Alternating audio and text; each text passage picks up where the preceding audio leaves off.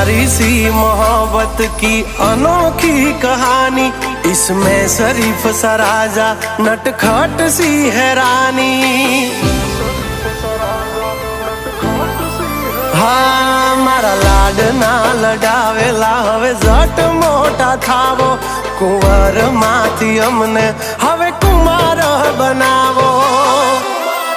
हाँ उमर थई 18 हवे विवाहनु विचारो, वहु राणी थईने वाली मारा खोरडे पधारो। हो आ पागलनी बनो हवे पगली मन जीवती